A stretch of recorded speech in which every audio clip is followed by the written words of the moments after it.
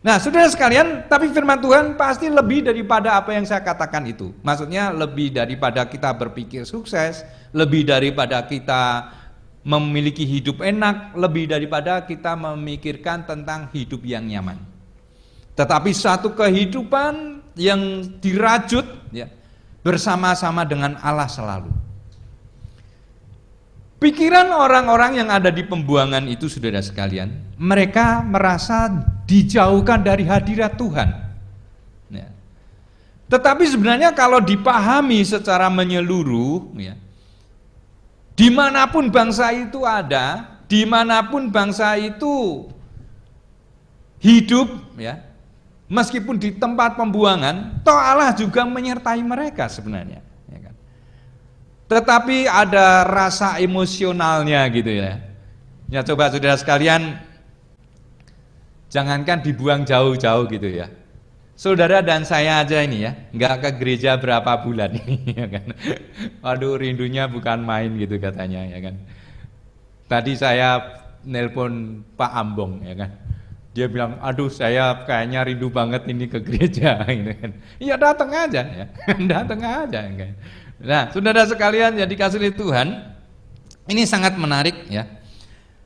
Apa yang kita pikirkan mungkin banyak berkenaan dengan diri kita ya. Masa depan itu kita langsung kaitkan dengan diri kita ya. Tapi jangan lupa ya, jangan lupa bahwa kita juga mesti memikirkannya bahwa masa depan kita itu juga ada kaitannya dengan Sang Pencipta kita, dengan Tuhan Allah kita. Bahwa masa depan kita itu harus kita hubungkan selalu dengan karya Tuhan yang senantiasa dinyatakan dalam hidup kita. Yang di dalamnya Tuhan mengatakan rancangan-rancanganku mengenai siapa? Mengenai kamu. Nah, jadi ini ternyata bukan monopoli untuk kita, ya, tetapi juga bersama-sama dengan Tuhan. Sebab kita dimasukkan, ya, dimasukkan di dalam rencana Tuhan. Dan saudara sekalian yang dikasihi Tuhan, hidup di dalam penggenapan Allah memang kadang-kadang tidak terasa nyaman, kadang-kadang ya. Tetapi itu tidak ada sesuatu yang lebih indah dalam hidup ini selain kita dimasukkan dalam rencana Tuhan. Baik kita susah ataupun senang, ya kan? Segala sesuatunya kalau tidak berada di dalam rancangan Tuhan, tidak ada dalam kehendak Tuhan, itu tidak akan berarti di dalam hidup kita. Masa depan kita yang gilang gemilang pun kalau tidak ada hubungannya dengan kehendak Tuhan, ya, maka apa itu artinya? Oke lah mungkin saudara hidupnya panjang, ya, atau sampai suntuk, ya, 120 tahun lah kayak Musa, gitu ya kan. Tapi apa artinya itu kalau tidak ada rancangan dan rencana Tuhan yang terjadi di dalam hidupmu? Dan saudara sekalian yang dikasihi Tuhan, kita melihat bagian daripada surat yang ditulis oleh Yeremia ini kepada orang-orang yang di pembuangan itu. Itu adalah salah satu statement pernyataan daripada Yeremia untuk menguatkan hati para orang-orang yang ada di tempat pembuangan itu. Kalau kita baca ayat-ayat sebelumnya, Tuhan juga berjanji bahwa nanti setelah 70 tahun akan dikembalikan lagi, ya, akan dikembalikan lagi. Ya. Nah, saudara sekalian, kalau saudara menunggu 70 tahun, sanggup apa enggak? Jangankan 70 tahun, ya, nunggu 5 menit aja kadang-kadang kita enggak sanggup, ya kan? Kita sudah gedumel, kita sudah ngomel, ya kan? Ya. Nah, saudara sekalian yang dikasihi Tuhan, mari kita melihat sedikit lebih, ya, dihubungkan. Saya akan menghubungkan pertama-tama dengan pengalaman hidup, ya. Ya, memang pengalaman hidup itu tidak selalu menjadi pengajaran atau pelajaran, tetapi menjadi bagian daripada kekayaan perjalanan keimanan. Saudara, saya masih ingat ketika tahun 94 ya, 94 itu saya tahun 94 itu lulus Abdiel ya. Wah, kayaknya gagah gitu ya. Lulus sekolah Alkitab ya. Lulus sekolah Alkitab punyanya Gereja Isa Al-Masih ya kan. Dan memang ada beberapa teman yang mengajak saya untuk pelayanan bersama ya. Dan salah satunya itu adalah yang menawarkan itu gereja yang ada di Bandung. Ya sudah sekalian. Dan waktu itu saya setelah lulus itu pun tidak segera saya jawab ya. Dan kalau waktu itu saya jawab ya mungkin saya tidak ketemu dengan saudara. Ya kan? Maksudnya saya tidak meladeni panggilan yang ke Bandung itu ya. Wah, saudara sekalian, maksud hati saya itu kalau sudah ada tempat ya pelayanan ya langsung aja ke sana gitu ya kan. Maksud hati dan pikiran saya gitu ya. Tetapi saudara sekalian, ketika saya akan menjalani itu, saya rasanya ada hati yang berat itu ya. Nah, lalu saya bergumul lagi ya. Saya bergumul lagi. Lalu saya ketemu dengan teman Bapak Pendeta saya ya, itu pendeta juga, sekarang jadi gembala di Barukan ya. Saya diajak ke Salatiga ya. Ternyata Salatiga hanya lewat saja ya. Saya di Salatiga itu hanya hari Minggu itu, lalu kemudian hari berikutnya saya pindah di Semarang gitu. Nah, saudara sekalian, setelah di Semarang kira-kira 8 bulan baru saya sampai di Cengkareng ya. Nah, saudara sekalian, saya menghitung-hitung ya, menghayati perjalanan saya itu. Dan saya waktu itu juga kadang-kadang ingin melangkah tapi masih ada ragunya juga.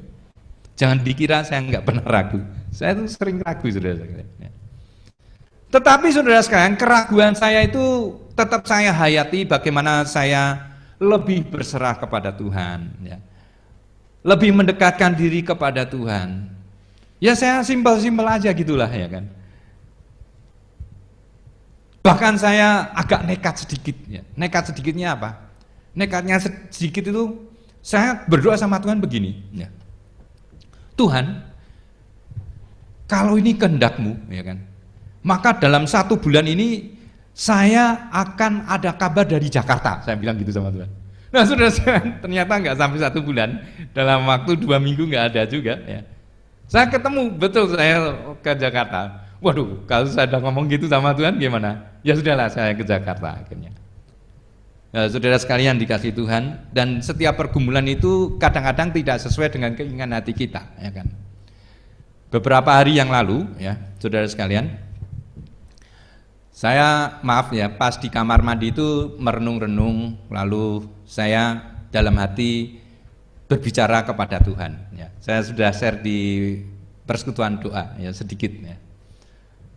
Tuhan, di masa pandemi ini jangan ada jemaat yang kedukaan, saya bilang sama Tuhan gitu ya. Tapi setelah beberapa saat kemudian, nggak ada 1 menit ya, terus saya pikiran hati saya berdoa lagi sama Tuhan. Oh Tuhan, kalau begitu berarti saya kurang bersedia ya Tuhan, ampuni saya kayak gitu ya. Nah, saudara kan berikut harinya ya, hari berikutnya Bapak Arifin dipanggil oleh Tuhan. Waduh, ya saya tidak ini ya tidak bisa ini, hati saya itu waktu itu ya merasakan, oh Tuhan, saya agak merasa bersalah dalam doa saya gitu ya. Tetapi toh Tuhan juga memaklumi gitu ya. Ya kadang-kadang kita kan nggak mau yang agak susah-susah gitu ya kan. Dan memang kedukaan dalam masa pandemi ini kan diperlakukan memang lain ya kan. Kita nggak boleh lama-lama di tempat kedukaan, nggak boleh ini dan itu, banyaklah aturan-aturannya ya. Dan bahkan untuk hal-hal tertentu kita tidak lakukan ya. Tidak mengurangi kekhidmatan dalam pelayanan ya, tetapi karena kita memperhatikan hal-hal seperti itu ya. Saudara sekalian yang dikasihi Tuhan, waktu di Pak Arifin pun ya kira-kira saya sekitar 1 jam di Pak Arifin, ketika antara jam 11 dan saya jam 12, kayaknya lebih sedikit ya, saya Saya keluar, ya saya pamit Pak Arifin sebelumnya, anaknya itu ngomong begini ya, Pak, ini saudara-saudara saya sudah saya kasih tahu semua ya, tinggal satu anak yang belum datang, saya nggak tahu ini menunggu siapa ya kan, dan kita tidak tahu waktunya. Ya sudah, saya bilang ya sudah, sabar saja. Nah sudah sekalian, ketika memang belum ada 1 jam saya tinggal, saya di perjalanan, ditelepon udah, Pak Arifin sudah nggak ada. Wah, saya baru nyadar, oh itu berarti nunggu saya kali ya, gitu ya kan. Nah, saudara sekalian, kita nggak tahu kan, kita nggak tahu seperti itu. Nah, saudara sekalian, ini sedikit pengalaman yang bisa saya bagikan bagaimana kita di dalam doa kita, dalam pengharapan kita, ya, untuk hal-hal yang ada di depan kita memang penuh dengan misteri. Penuh dengan misteri bukan berarti menakutkan, dan kadang-kadang memang ada sedikit-sedikit ngeri-ngeri juga ya. Tetapi saudara sekalian, bagaimana kita menghayatinya perjalanan yang kita tempuh itu, yang mana kita memang tidak tahu persis ya. Seperti Abraham dipanggil oleh Tuhan, ya kan? Dipanggil begitu saja, berangkat pergi dari tanah Ur. Diajak kemana? Ke tempat yang akan kutunjukkan kepadamu, ya kan? Ya, jadi bagaimana? Yang paling hakiki, paling mendasar adalah bersama-sama dengan Tuhan itu. Ya. Tuhan mau membawa kemana kita ya? Di mana aja di dunia ini kan tempatnya Tuhan. Ya kan? Bahkan Tuhan juga sampai itu ya, di dalam surat Petrus diceritakan, Tuhan pun bisa dan berani karena miliknya Tuhan masuk di neraka pun nggak apa-apa, nggak masalah. Ya kan? No problem bersama Tuhan, gitu ya kan? Di mana aja. Gitu.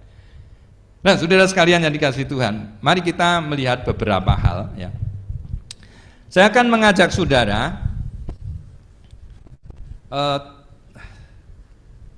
melihat bagian ini, merenungkan tentang insan ya, 3 macam orang dalam menghadapi masa depan. Ini mengenai masa depan ya. Ada 3 macam insan, ada 3 macam orang. Yang pertama adalah mereka yang tidak tahu apa yang terjadi. Ya sudah, tidak tahu apa yang terjadi. Tidak tahu apa yang terjadi. Apapun yang terjadi dia tidak tahu ya. Indonesia merdeka, ya, merdeka terserah, merdeka gitu aja ya. Jadi cuek-cuek saja, tak tahu apa yang terjadi, tidak mengerti ya. Yang kedua adalah mereka yang membiarkannya terjadi. Ya, ini lebih apa? Ya memang karena membiarkannya ya, semuanya dibiarkan ya. Apa yang terjadi terjadilah. Ya. Mungkin seperti nyanyiannya siapa itu? Titiek Puspa atau siapa ya? Oh, apa yang terjadi terjadilah. Yang tahu ya Pak? Yang dia tahu Tuhan penyayang umatnya ya, gitu ya. Saya sedikit-sedikit tiba-tiba ingat ya. Kenapa gitu? Karena dulu waktu kecil sering dengar lagu itu ya kan? Nah, jadi saudara ya, sembari ini mengingatkan kita semua kalau punya anak-anak ya kan, nyetelah ya, setelkanlah lagu yang baik-baik ya kan. Ini saya itu termasuk korban gitu ya, karena dengar lagu gitu ya kan. Dan juga banyak lagu-lagu dangdut yang saya dengar gitu ya kan. Ya orang pinggiran Rawapening gitu ya, dan anak-anak pedesaan gitu ya. Waduh, ya itulah lagu-lagu yang didengar tiap-tiap hari ya kan. Walaupun di rumah tidak ada tape recorder, itu nggak punya ya. Tapi tetangganya ada yang punya. Tiap pagi, tiap sore, setel lagu itu ya. Jadi ya sedikit-sedikit nyangkut gitu ya. Ya, membiarkannya ya. Macam sekarang ini ya kan, macam sekarang ini ada yang membiarkannya ya kan, apa yang terjadilah itu membiarkannya. Ada COVID ya biarin gitu kan, nggak peduli sama sekali ya kan. Nah, saudara sekalian, kita kalau nggak berhati-hati, tidak turut serta, maka ini akan menjadi bom waktu ya, akan menjadi bom waktu. Dalam beberapa hari ini ya, mungkin masihan ya, kita Jakarta masih rekor ya berapa? 1.300 per hari. Ya, sudah bisa menjadi bom waktu, ya bisa menjadi bom waktu. Nah, sudah sekalian, oleh karena itu ya, kalau kita berpikir panjang juga ya, kalau saya tanya kepada anak-anak muda yang masih sekolah ya, gitu ya, ada nggak satu saat nanti Anda jadi yang menjadi ini epidemiologi, ya apa? Epidemo gimana? Yang ahli epidemi itu loh, epidemiolog, ya, ya. Ada nggak yang mau jadi begitu, ya kan? Soalnya begini juga, saudara, itu ahli-ahli pandemi ya, ahli-ahli pandemi itu sekarang juga mesti berpikir, orang-orang gereja berpikir nggak ya? Suatu saat nanti, ya saya tidak menubuatkannya, nanti ada lagi pandemi yang akan datang. Ya. Pandemi yang akan datang itu akan ada lagi, nggak tahu nanti berapa tahun lagi, ya kan? Karena dilihat sejarahnya itu kan ada pandemi ABC gitu ya, ya kan? Ada pandemi-pandemi yang lain, bukan? Nah, jadi itu berarti berkala, ya kan? Betul? Nah, kalau nggak ada yang bersedia menjadi ahli pandemi, ya gampang rusaklah hidup kita, ya. Gampang merenggut banyak nyawa, ya. Nah, apakah itu hari depan yang penuh harapan? Saya pikir enggak, ya kan? Dilawan itu, ya kan? Apa yang merusak kehidupan ini dilawan, ya. Itu tindakan iman, ya kan? Mempersiapkan diri, ya. Nah, saudara sekalian, jadi kasih oleh Tuhan, kita lihat ya, tipe orang yang ketiga. Tipe orang yang ketiga itu adalah mereka yang membuatnya terjadi, ya kan? Masa depan itu dibikin, ya. Dibuat, ya. Masa depan itu dibikin atau dibuat, dikerjakan, ya. Nah, maksudnya apa, ya? Yang membuatnya terjadi itu, misalnya begini ya, saudara sekalian. Sebenarnya kita juga sedang berusaha gitu ya, sedang berusaha, ya kan. Tempo hari kan kita ya, biasalah cerita kita masih itu aja masian ya, yang di Melati misalnya. Kita berusaha membuat terjadi, tapi belum berhasil ya, belum berhasil. Masih ketidakpastian, waduh pusing nih, karena kalau masih ketidakpastian tuh pusing ya. Loh, ini pastinya bagaimana? Pastinya belum ada kepastian. Nah, saudara sekalian, beberapa hari yang lalu kita juga yang panitia sidang sinode itu, panitia inti dan dari MD itu berkumpul bersama dengan MPH. Lalu mikir, sidang sinodenya bagaimana nih? Rencananya kan Februari ya. Saya pikir siapa yang mau berani datang sidang sinode Februari? Kalau saya nggak mau datang, ini dalam pikiran ini saya ya, jangan datanglah. Nah, saya pikir juga mungkin masih berbahaya. Mudah-mudahan bulan November sudah ada vaksinnya ya, gitu ya. Tapi siapa yang bisa memprediksi? Pada nggak bisa juga, ya kan? Dari jemaat sampai ketua umum sinode, nggak ada yang berani memastikan, nggak ada yang bisa. Nah, kita terjadinya bagaimana? Ya, kita alternatifnya mungkin ini kasih aja deh, kasih ada satu periode lagi ya, gitu. Yang sekarang ini ya, atau mau sidang sinode dengan cara online. Nah, atau ada pilihan lagi ya, nanti mungkin teman-teman bapak-bapak terhormat di MPH akan memikirkan gitu ya. Nah, saudara sekalian, nanti kita diberikan pilihan-pilihan ya. Nah, saudara sekalian yang dikasih Tuhan, seakan-akan kan gitu kan. Ini apa? Nggak ada kepastian tuh, hopeless kita jadinya ya, nggak ada harapan. Tetapi bukan berarti terus kita tidak berbuat apa-apa. Justru karena kita melihat adanya ketidakpastian itu, kita akan menentukan, kita akan bersiap-siap untuk sesuatu hal yang pasti dalam hidup ini. Ya kan? Oh, saudara sekalian yang dikasih Tuhan, kalau kita hanya hopeless saja tanpa harapan, ya, maka itulah keterpurukan iman kita, saudara sekalian yang dikasihi Tuhan, kita masih ingat ya, bulan apa itu kita raker ya, November atau apa itu, kita sudah merancangkan sedemikian rupa ya.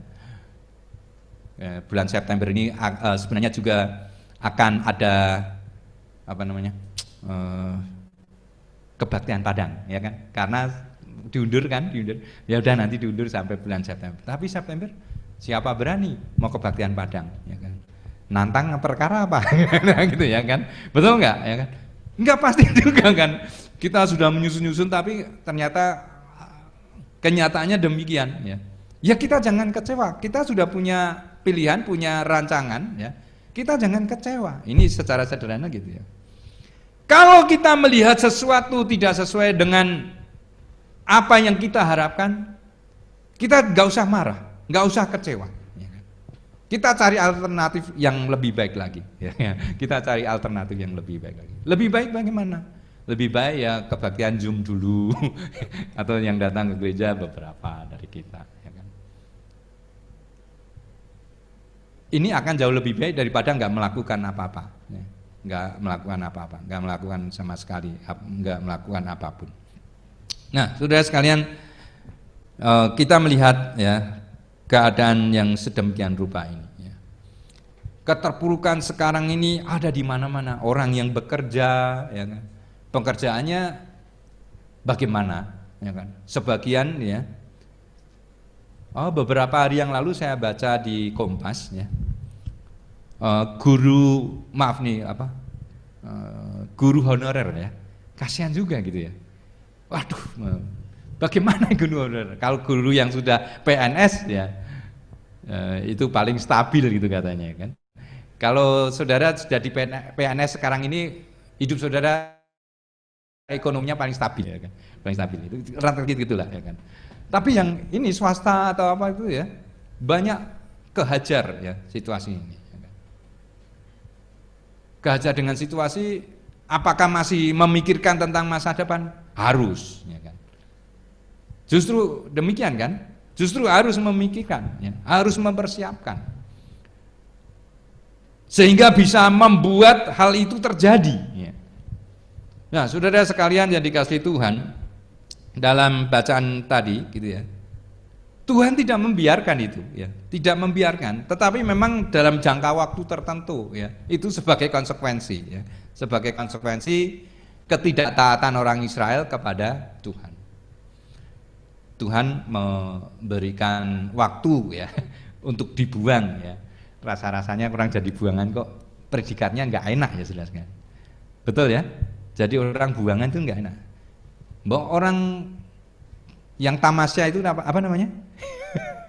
Kalau itu enak ya, turis, jangan buangan ya, turis gitu ya. Kalau turis kan keren ya, mungkin kantongnya tebel ya kan. Nah, saudara sekalian jadi kasih Tuhan, membuat sesuatu bisa terjadi. Orang-orang Israel itu ya sering menghadapi masalah, sering menghadapi tantangan, sering menghadapi rintangan, dan tantangannya itu, masalahnya itu, rintangannya itu sering juga tidak berlalu begitu saja dalam hidupnya. Jadi istilahnya ya sudah begitu saja ya, nggak kemana-mana persoalannya itu begitu aja itu ya. Persoalannya mager gitu ya. Mager, persoalannya itu mager, rintangannya mager, nggak mau gerak ya, tidak mau gerak. Nah, apa yang dapat mereka lakukan ya, selain daripada melihat ke atasnya? Mungkin ada sedikit hal yang mereka bisa lakukan ya. Nah, saudara sekalian, tantangan masalah mereka dan rintangannya itu juga ya, bila tidak selesai ya, dan tidak terselesaikan, biasanya berujung dengan apa? Frustrasi, ya kan? Ujung-ujungnya depresi, nggak kesampaian, ya. Maunya hati memeluk gunung, tapi tangan tak sampai, ya kan? Nggak sampai, ya kan? maunya besar dan memang tidak ada salahnya juga, tetapi nggak kesampaian. Akhirnya frustrasi sendiri, depresi. Kadang-kadang juga persoalannya yang ada itu ketika ditangani bukannya tambah selesai, tetapi malah lebih membahayakan, ya. Lebih berat, tingkat kesulitannya malah lebih tinggi, dan bahkan mengancam hidup mereka. Nah, saudara sekalian, pengalaman-pengalaman hidup seperti itu kadangkala acap kali datang dalam kehidupan kita. Nah, Tuhan melihat itu semua, ya. Tuhan melihat itu semua. Tapi dalam prinsipnya, ya, Tuhan tetap memiliki rancangan dalam hidup kita. Ya, apapun dan bagaimanapun keadaan kita, Tuhan tetap memiliki rancangan dalam hidup kita. Ini yang sangat menarik, bagaimana Tuhan, ya, menuntun, membimbing kita, ya kan, dari waktu ke waktu, ya kan.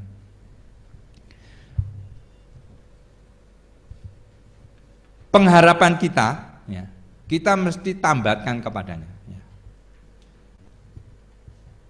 Kalau enggak, ya saudara sekalian, itu memang ada orang-orang tertentu, ya, orang-orang tertentu yang mungkin orang boleh dikatakan ini orang kurang kuat iman, ya. Ya, ada yang ke dukun, ada yang ke paranormal, ada orang yang ke orang pinter gitu, ya kan. Kalau ke orang pinter berarti yang ke orang pinter itu dia bodoh dong, ya kan. Nah, kalau yang ke paranormal berarti dia nggak normal tuh, ya, ke paranormal, ya kan. Nah, saudara sekalian, ini ngomong-ngomong obrol-obrolan, ya. Tahun 2011 kalau tidak salah, ya, Mama Loren itu memperhitungkan, ya, Indonesia, ya, Indonesia waktu itu gelap, ya. Tapi memang betul gelap karena 2012 Mama Loren meninggal, ya, gitu, ya. Ya kan, kalau tidak salah tahunnya mungkin salah, ya. Nah, maaf ya, tetangga kita ini, ya, tetangga kita sebelah 1, 2, 3 rumah dari gereja ini, ya kan, meramalkan juga, ya, bahwa para artis itu ada yang pada kena obat terlarang gitu, kan. Ternyata yang kekasih ini belum bisa melihat dirinya sendiri, ya. Padahal itu dirinya sendiri yang kena itu, ya. Ya, kita tetap doakan, kita kasihan gitu, ya. Di Facebook, ya, yang tercinta ini pernah ngomong nih, mengomentari, ya, loh, Yesus itu siapa? Ada begitu loh, ya, ada itu, ya, kalau saudara telusuri di FB, ya, Facebook, ya, kan. Ada itu, tanya gitu. Jangan-jangan beberapa rumah dia melangkah bertobat kan lumayan juga gitu, ya. Nah, harapan-harapan kita itu sebenarnya begitulah, ya. Jangan terlalu teganglah kita ngadepin yang begitu gitu, ya. Nah, saudara sekalian yang dikasih Tuhan, ya, marilah kita bersama-sama, ya, ketika kita melihat masa depan itu, ya, secara prinsip Tuhan memberikan masa depan yang penuh harapan. Ada harapan, ya.